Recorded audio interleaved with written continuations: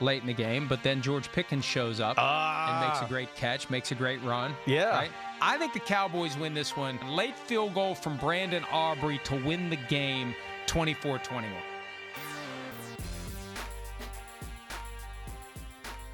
Blind squirrel finds an acorn. Take that, Dr. Oz.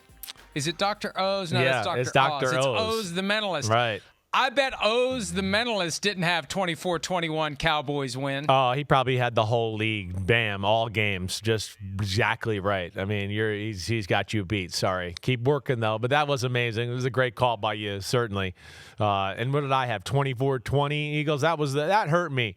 That hurt me in our head-to-heads. Last week I've had 2 weeks in a row where – I usually beat myself up when I, lose my best bets or certain games that way. I don't feel bad about, my missed best bet with the Seattle Seahawks, who were up 30-10 against the Titans. It felt right. They had a lot of chances to put it away. And the same with the Patriots and what was a 7-point spread with the Bengals. They had the ball at the 1-yard line, 10 different plays, and couldn't score a touchdown and only got a field goal. Could have put that game away. So it's a weird feeling for me this week, Mike. This is a Thanksgiving edition of the joint Megapicks podcast, Chris Simms Unbuttoned, PFT PM.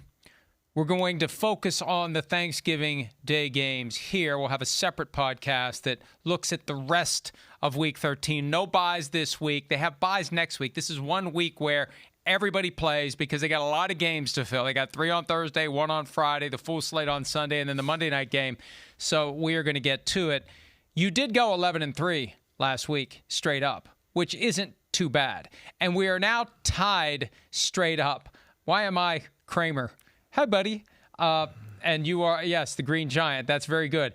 So how about against the spread last week? I tried to thread a lot of needles, amazing. and for the most part, it worked. Yes. It worked. Yes, it did.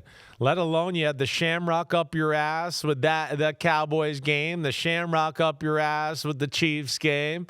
I mean, gosh, I had a chance to be up on you more and straight up. I probably had 7 disagreements, right? I think I was looking like I was going to win 6 out of the 7 at one point, then 5 out of the 7, and then it only ended up 4 out of the 7, which just pisses me off. Well, this time of year, it's far better to have shamrocks up your ass than stuffing. If you have stuffing up your ass, you have a problem. You're already dead. Okay, so let's get to it. Yeah. Let's get right to it as I scroll down. Right into the Thanksgiving picks. I thought we were doing the picks pool thing, but that's not for Thursday. So we go right to the games. And we begin 1 o'clock Eastern. They moved it back. Not that you'll show up late. You may show up early. But at 1 o'clock, you can watch the dog show until 1 o'clock Eastern on NBC. The Green Bay Packers at 7-3-1 take their team to Detroit, where the Lions are 7-4. Detroit is favored by 2.5 in this one with an over-under of 48.5. 89% of the spread money is on the home team. Chris, the Lions need this one badly. Then again, the Packers do as well. We talked about this earlier today. Loser of this game, going to have a hard road to the postseason. Who wins, who loses? I've gone back and forth with this one. I really have. Now, I think the hard thing is neither team is playing great football. Right? We discussed that earlier this morning. The Lions are 3-3 in their last 6 games. The Packers are 2-2 in their last 4 games. So you don't sit here and go, oh, yeah, they're playing high-quality football. And even with the Packers, like we talked about last week, yeah, they won the football game, sure, but it wasn't impressive with what they did. It didn't look great. So that's a little scary. The Lions, beat the Giants. Okay. I mean, was that a good? I mean, yeah, they won. I get it. But when Jameis Winston, every time he completes a pass, it's 20-plus yards? That's a little scary, too. And you got to pull out a shamrock out of your ass again just to win that football game? Yeah, so that's where I go back. I think the other thing, too, here, just in the matchup specifically, the Lions' defense scares me a little right now as far as the big plays they let up. I do think the Packers are getting a little bit better with the run game, and we've talked about it. The one thing the Packers can do is throw the ball down the field. The Lions allow you to do that. The Packers have issues on the short to intermediate passing game. So that's where I look at it. And then I have more trust in the Lions offense, even though this isn't a phenomenal Packers defense. I have more trust in the Lions offense. I think they have more answers, and they're playing at a little bit of a higher level. But at the same time, this is a Packers defense that I think can get Jared Goff off the spot. Right? Like we've talked about what the Vikings did a few weeks ago when they pulled off the upset. That's the new theme. Pressure up the middle on Jared Goff, make a move, and he doesn't throw the ball as well. So that's where I am gone back and forth. I'm going to go a little pasta and meatballs or stuffing and turkey here. I'm going to take the Packers 24-23. All right? That's what I'm going to do. I've gone back and forth. Wow. I'm going to have them covered no matter what. I'm going to take them to pull off the upset here. One thing to keep in mind, and this goes back to the NFL's statistical-based justification for short week football. They say the injury rate is no greater when there's only 3 days off in between versus the usual 6 days off in between. But are the guys who were injured from the last game able to even suit up? There is a long list of injured players from both teams. They just played on Sunday, and the teams are getting banged up. We're getting deeper into the season. That's something to keep in mind. We talked about this game extensively on PFT Live. For me, the most important player is Jahmyr Gibbs. If Dan Campbell now calling the plays offensively, I believe this is game number 4 for him calling the plays. If he leans into a guy who could be a superstar, a guy who set the single game franchise record for yards from scrimmage last week, who every time you turned around was running through daylight, was rocketing toward the end zone. If they go all in with Jahmyr Gibbs, they should be okay. The Packers do have just enough flaws. Now, the Lions need a plan for Michael Parsons. It can't be block him one-on-one. You have to know where he is every single play. You have to have multiple guys assigned to slowing him down, or he will mess up your game plan. And now that the Vikings have created this blueprint of pressure up the middle to move Jared Goff off the spot, that's a problem. But just rely on Jahmyr Gibbs. Oh, and sprinkle in a little Jameson Williams, too. They don't use him nearly as much as they should. It speaks to the overabundance of wealth they have on offense, but you got to use your best guys. The best guy. Look, simple football to me is the best players get the ball in their hands as soon as possible. I have faith that Dan Campbell and company will do that. I like the Lions in this one, but it will not be a best bet. I am nervous about it. I've got Lions 28, Packers 20. All right. I hear you. Listen, I mean, you said it, and I do trust that Lions offense more, right? I do. And like I said, I was back and forth. I was going to pick 24-23, one of them.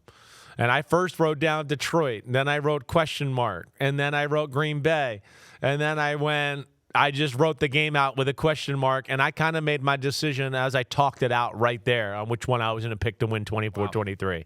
Yeah. I was definitely in limbo. I make my decisions in advance. I take my hand off the checker. I don't want to regret it. I don't want to rethink it. I don't want to revisit it. I was so on the fence, which is rare to me, right? Which is how we started last week off, when I was on the fence with the Houston Texans and the Bills, and you called me a chicken, and I went with Houston Texans and ended up getting it right. You want to call me a chicken again and make me feel better about that? Yeah. If you want to go with the Lions, because then we're guaranteed to still be tied after that first game. You're scared. You're scared of a little competition, huh? Okay. Okay, fine. All right. You're going all in. Yeah, I'm going all in. All right. The late afternoon game, which is destined, I think the over-under for that is 50 million. Wow. The record is 42-1. I think Chiefs-Cowboys in that spot, people are going to flock to their TVs. It's a captive audience plus a very compelling game. The reunion of the Dallas Texans and the Dallas Cowboys, the old AFL-NFL rivalry. The Chiefs are 6-5. The Cowboys are 5-1. The Chiefs are favored by 3.5 with an over-under of 52.5. It's the highest over-under of the week. 80% of the spread money is on my new favorite team, the Dallas Cowboys. Chris, what do you think? Right. Well, I mean, what is it? The Giants Cowboys from Thanksgiving 2 years ago? Is that the 42.8 million one? 3 years ago. And then the one before that? What was the 2022. Giants 49ers 1990 Monday night game? What was that? Do you remember the number specifically? That was around 40. Right. That's number 2. 7 of the 9 most watched regular season games in NFL history were played on Thanksgiving. The 2 that aren't in that group, Giants 49ers from 1990 Monday night game, and the Monday night Bears Dolphins game from 1985. Wow. Those are the only non-Thanksgiving games that are in the and they've got that new Nielsen thing this year that pumps everything up 10%. I'm telling you, 50 million is not out of the question. Yeah, I mean, that would be amazing. And it would not shock me. I mean, you kind of said it earlier today. The Cowboys, they like to think of themselves as America's team. I'm not really sure they are anymore. The Chiefs right now are the world's team, and there is definitely a little clash of egos here. I also think as much as I like Dallas and what they're doing and everything on the offensive side of the ball, I'm not ready to sit here and tell you that I think their defense is fixed yet. That's the first thing I will say. I mean, again, it was the Eagles and the dysfunctional Eagles offense that was set up in some good spots early on in the football game. But as the game went on, I mean, there was people open everywhere. Jalen Hurts just didn't want to throw him the football. And Jalen Hurts had 9 minutes to throw every pass he wanted to when they rushed 4. So I'm not ready to say that I think the Cowboys defense is fixed. It's better, yes, but I'm not ready to go, oh, yeah, they'll shut down the Kansas City Chiefs and that there. The Chiefs, if they stay patient with the run, too, like we saw last week, I think it really will put the Cowboys in a bind on that side of the ball. I expect Mahomes to be surgical at Thursday afternoon and pick them apart with the short passing game, the run game, all that, and just the occasional shot down the field like we saw last week. Now, I know that Cowboys offense is going to make some plays. I do know that. But I also think this a little, Mike. Like, the Cowboys offense is not so schematically creative that I think Spags can figure out how to pressure Dak and help the run while also helping his corners a little bit from time to time, who are good, and he'll allow them to be on an island a little bit here and there, but I think he'll be able to figure it all out and protect them as well, too. So because of that, I'm going to favor the Chiefs here. I'm going Chiefs 31-24 in Dallas. Okay, here's what I did. Yeah. When I made the picks last night, I had Chiefs. one way. You had the Chiefs. No. I had the Cowboys 34-31 last night. Wow. And as you were talking, it's like, I may break my own rule here and flip it to Chiefs 34-31 because last week the Chiefs were favored by 3.5. I picked the Chiefs by 3 over the Colts, and it worked out. Got the half-point cover and also got the straight-up victory. So I was thinking about doing that, but I got to stay true to your team intense pasta and meatball feeling. I got to stay true to it. The Marshawn Nealon factor is real for the Dallas Cowboys. The Thanksgiving reality, every year, they're at home, and they know what the stakes are. According to Next Gen Stats, if the Cowboys lose, their chances of making the postseason are down to 4%. They're not great if they win. They're 15%, but they're at least still in it. I remember after the Cowboys beat the Raiders that Monday night, just 10 days ago, I said, we'll learn a lot about this team the next 3 weeks. Get the Eagles, the Chiefs, and the Lions. And they need to win at least 2 of the 3 to have a snowball's chance. Right. Well, they probably need to win all of them. They probably need to keep winning. They just have something magical that woke up when they were down 21-0. This is tough. This is very tough. And I don't feel good about it, but, man, I'd much rather be wrong this way than wrong the other way, because I think the Cowboys are going to pull it off. 34-31, Cowboys are going to do it, and it should be a great game, and it should go down to the wire, and maybe it's another Brandon Aubrey banging one from 60-plus this time to win the game. All right, I like it. I mean, damn, you're at the glory hole with Jerry Jones here right now. You're just hanging out with him all the time, all places. Glory hole everywhere. That's where you guys are together. It really did occur to me this week that, like, so much of my 50-year journey of being an NFL fan includes the Cowboys. They are part of the fabric of so much that's happened in the NFL, and so many of the big games that I remember, the Cowboys are on the other side. The most exciting game for the Vikings, it's not the Bears, it's not the Packers, it's not the Lions, it's when the Vikings play the Cowboys, and that's coming up in a couple of weeks on Sunday Night Football. So that's always been a big game, and maybe the Cowboys have something to do with that. So I just kind of like what they're doing right now. And I know it's the Chiefs, but it's not the Chiefs of recent years. It's the Chiefs of 2025, and I'm not sure they can keep up with them, and I'm not sure they can cover George Pickens. And I would think that would about end I think that would about end the Chiefs too. I mean, it's, you talked about the Cowboys if they lose. I mean, the Chiefs, it's if they lose this one and go 6-6, and they got a bunch of teams in front of them, they lose the tiebreaker for. I mean, I know they can still get in, but they won't control their own destiny. They'll basically maybe be able to lose one game, and they're probably going to need help from other teams along the way, and that's where it's crazy that we'll be at that point 4:30 tomorrow afternoon. I'm not rooting for the Chiefs to not make the playoffs. In fact, if I recall correctly, I probably picked them to make it to the Super Bowl. But if they don't make the playoffs, I really want it to be as a head-to-head tiebreaker with the Jaguars, and they miss the playoffs because of the Trevor Lawrence falls down twice play. That'll be the bright line between the Chiefs missing the playoffs and the moment that caused that to happen. All right, the night game, NBC and Peacock. The 3-8 Bengals visiting the 6-5 Ravens. The Ravens have won 5 in a row. They're favored by 7, over under at 51.5. 80% of the spread money is on the underdog, the Bengals. So, who do you like? Well, I think a little bit is like recency bias, a little bit even with the Cowboys and this. I think we're a little bit in the, Joe Burrow's back? Oh, okay. He'll just be Joe Burrow that we saw that played at an MVP level, even though he's missed 11 weeks in a row and only practiced a few days.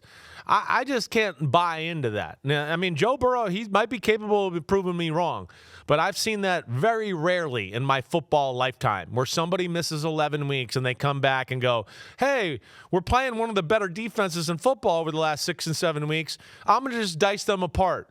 And I don't have one of my best receivers in T. Higgins. I don't see that happening. I think Baltimore's defense has played really well as of late. You can't run the ball on them. They don't give a lot of big plays in the pass game right now. So I love that aspect. And then you agree, we've all seen the Ravens' offense has not been great ever since Lamar got back. I mean, it's nothing special. They're kind of just doing enough to win the football game. I think this is a week the Bengals will present them with some opportunities to make some big plays in the pass game, get their mojo going a little bit. I'm going to take the Ravens 27-17. I thought you were going to go 27-24 because that's what I'm doing. Ravens 27-24. I think Burrow helps them keep it close, and they've shown they can keep it close. Yep.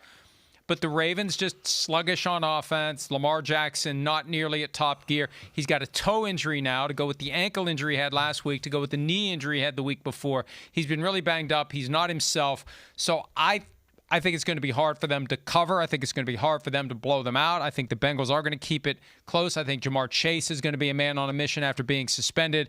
27-24, final score in that one. And I misspoke earlier. We are adding to this special Thanksgiving edition of PFTPM and Chris Simms Unbuttoned, the Black Friday game. We're going to take a break. When we return, we'll look at Eagles hosting the Bears and our best bet, one best bet for the first 4 games of Week 13. We'll be right back. That's why we're wearing black for Black Friday.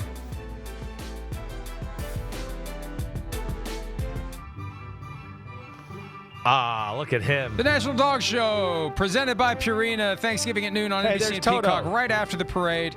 2,000 of the top dogs in the country complete. There's the ugliest dog ever. For the dog with the shaved ass. Compete for best in show. Hey, barber, shave my ass. Hey, Tune in at noon Eastern. Hey, best in show. Your ass was shaved the best. You're the best in show. I know. Right. Pete says it's not our best promo. I think it is. I think anytime you talk about shaved asses, it's a good promo. All right, Black Friday. The Philadelphia Eagles host the Chicago Bears. The Bears have won 8 out of 9. Both teams are 8-3. Eagles are favored by 7, over under 44.5. That Eagles offense, 21 points, and then they went night-night. Those Eagles fans are going to be ready to go. You know, they probably should give out like free turkey on the way in so the tryptophan kicks in and makes the fans fall asleep, because they are going to be raucous if that Eagles offense isn't getting it done. Chris, the Bears have had a magical season so far. We saw them on Thanksgiving last year. They almost beat the Lions. They blew it, and that caused Matt Eberflus to get fired. Can the Bears go into Philadelphia and pull off the upset as 7-point underdogs? Yeah, I find that hard to believe, right? As much as I respect what the Bears are doing and love Ben Johnson, I love Caleb Williams and what I'm seeing there, right? They're special that way. And I do look at their offense and go, hey, can they make some plays against Philadelphia? Certainly. I mean, Ben Johnson's creative enough to get some people open. And you've heard me say, just like we saw last week with Dallas, if you want to beat Philadelphia, you got to throw the ball outside and outside the numbers a little bit because you'll get some one-on-ones there. Dallas, of course, with those two receivers, is like, yeah, we like that. Caleb Williams has the receivers and the arm power to do that a little bit as well. And we know that Chicago can run the ball. But this is a different animal here. This is still a special defense that I think is going to be pretty pissed off by the way things shook out last week.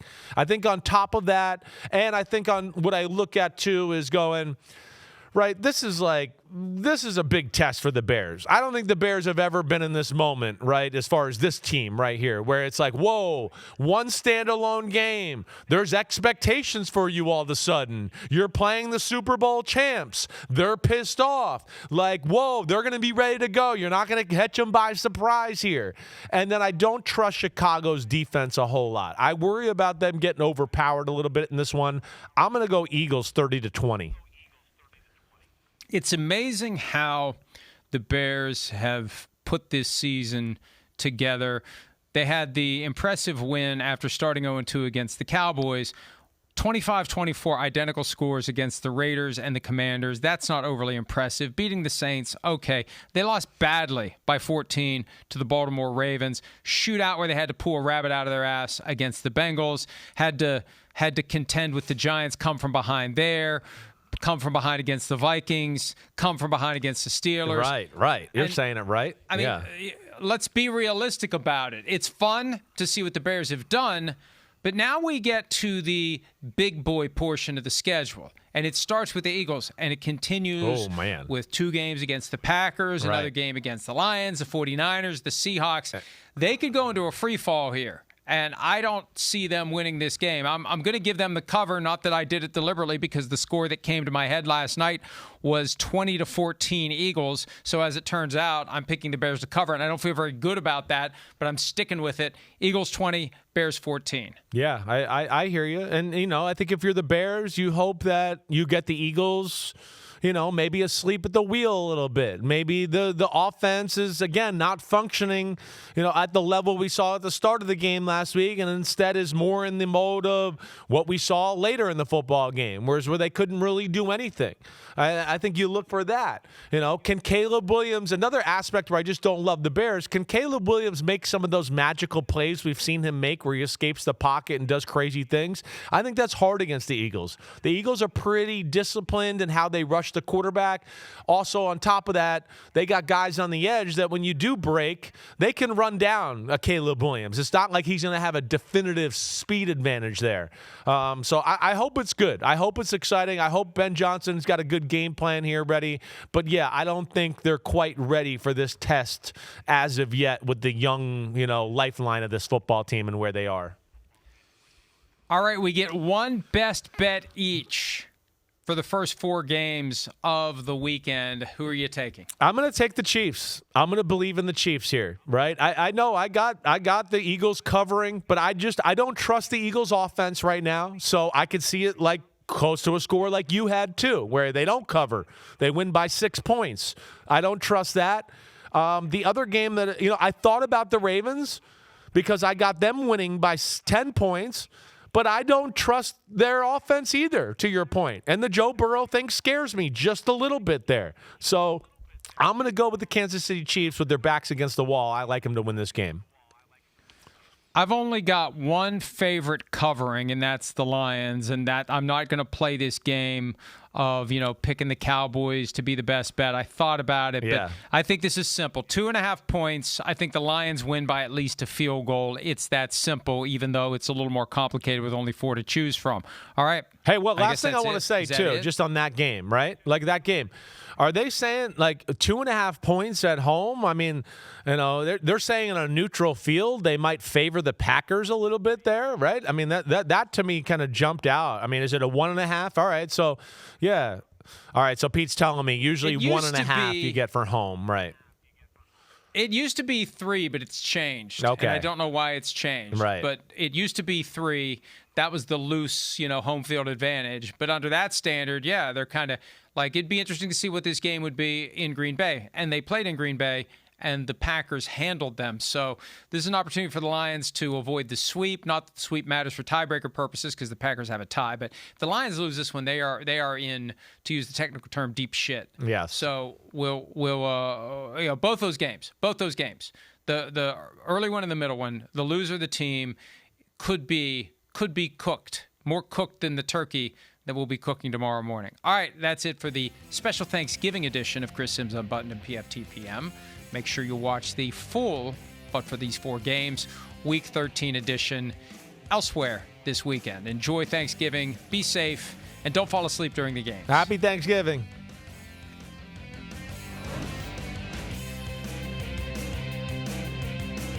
Yo, thanks for watching, homies. We are now in the NFL season here on Chris Simms Unbuttoned. Hit subscribe to get our weekly picks, game recaps, film deep dives, and much, much more. Thanks again for watching. Subscribe, rate, review. Peace out. You know where to find us.